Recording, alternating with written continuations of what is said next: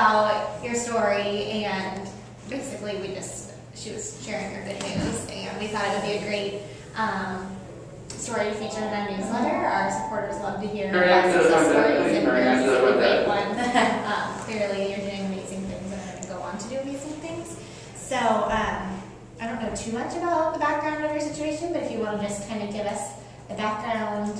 What background? Like how you came to SOS. Okay, so I've actually been coming to SOS for I think more than 10 years. When my dad first lost his job, so we needed resources and everything possible. So we came to SOS. Everyone was like, "Go, and they'll help you." And we actually were able to get a lot of food assistance. And then I came to SOS personally myself because when I lived on campus, I didn't live on campus my first year, and I had 3 jobs, and I was working weekends, and it was just a really stressful time taking the bus back and forth from school. And then on the second year, I actually got housing, but it didn't come with the deposit to live on campus.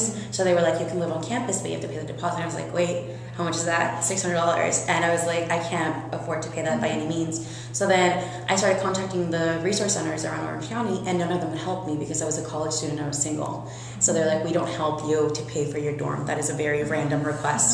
So then I came to SOS, and I was like, "Is there any way I could get help? It's a very weird case, and I don't know if you help college students." And I was actually able to get the deposit, which I then used for 2 years, and I used it right now where I live. I had to pay deposit, and I was like, "Here you go, the SOS deposit." So I've just been recycling the money throughout the deposits.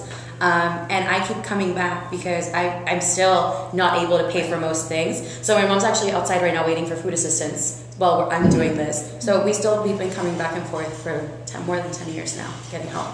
And what did you study at Chapman? Are you still? I'm still at Chapman. I'm a double major. Yeah, I'm graduating in May. Woohoo! After 4 years, I'm really excited about that. You have no idea. My graduation's like the biggest thing in my life right now. I'm a double major in psychology and Spanish with a minor in women's studies. Yeah. So I'm ready to be done. And are you the first person in your... I'm first generation in the United States and first generation to go to college. Yeah, thank you. That's great. Yeah. And then you're applying to grad school. I just finished applying a few months ago, and I just started getting my acceptances, and so far I've gotten into Harvard, Teachers College at Columbia, and Chapman University, and I'm waiting for 3 more schools.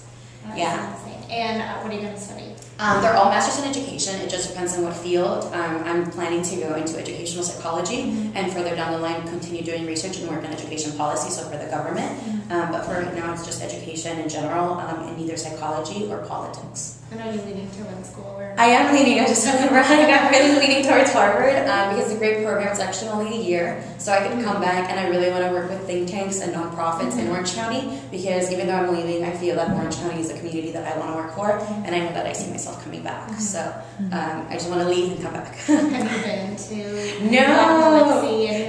I'm actually there's a program at my school that will help me fund my travel expenses, and I'm hoping and praying that that's enough to cover my fees. But I'm thinking I'm going to start fundraising with people because their visitors weekend is on the 31st of this month. Oh, wow. So, and I mean, even if I'm there for a day, that's pretty expensive. So I have a lot of people, and I'm going to start emailing, being like, "Do you want to give me $20?" Right. And so I can go. But I do plan to visit at least Harvard because that's where I'm really leaning, and I want to see if it's really a good fit.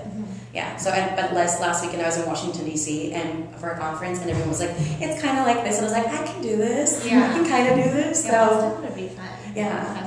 Metro, a lot of Metro. That's what I got from being on the East Coast. So I think I could survive that. And the weather this year hasn't been that bad. Like No, it was weird that we were there for 4 days, and it was weird because one day it was like really hot, and then it just started getting cold and raining, and then cold. Like, is that really a 4-day forecast where I just go through extremes? But it was. I survived it, so it's fine. Yeah. Yeah.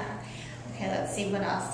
So what did coming to SOS mean for you? Everything, because I couldn't imagine. I mean, they gave me the great opportunity to live on campus because once I lived on campus, my first year I really struggled. I thought about quitting school. My family was trying to help me. They couldn't help me in any way. And I have only work study, and my work study helps support them. So that's $3,000 a year supporting a family of 6 is not actually a lot of money. So coming to SOS, it's the last ditch effort. Either they help me here, or I don't live on campus and I don't go to school anymore. So coming to SOS and actually getting the help, and then with Veronica, it's been years. It's almost been 3 years of constantly getting help. She's made our Christmases happen, you know, through SOS, and everything's happened because of what SOS can provide us. So I know that I've had a way smoother ride, because if I need help, I'm just like, where can I go? And even if SOS can't help me, you have the resources to point me to other places. So seriously, I couldn't have done it if SOS hadn't helped me, because I was ready to quit school and just get out and start working. So it took some of that stress off your shoulders. It took a lot of the stress out of my shoulders. If we need food, we're like, we know where we're going right now. I still come to SOS to get food. It's to this day. And that's just an extra resource that I didn't count on before, and now I can just constantly tap into if I need something. And how is your family doing now? A lot better. My dad actually just got a job. I told you, he just got a job after 10 years. He works as a jornalero, which is the man that's on outside of Home Depot waiting for jobs. So he has a job on and off, and he, like right now, he hasn't worked for more than a month.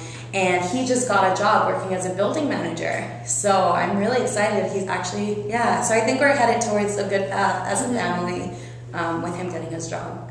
Yeah. Anybody, do you have anything else? No.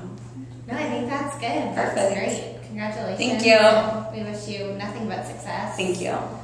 It's an exciting time for you. I know. I want to go and visit. I can't say that enough. I'm going to start emailing people. I need to go. Yeah. I need to go. Yeah. And it's a 2-year program?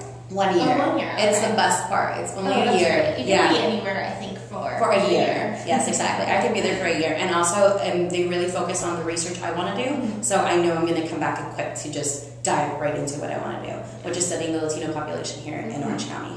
So I'm ready for it. I know. Yeah. Anything else? That's it? Yeah, no, that's it. That's great. Thank you so much. Thank We're you. going to write an article on our newsletter, and we'll send it to you. Thank you. Yeah.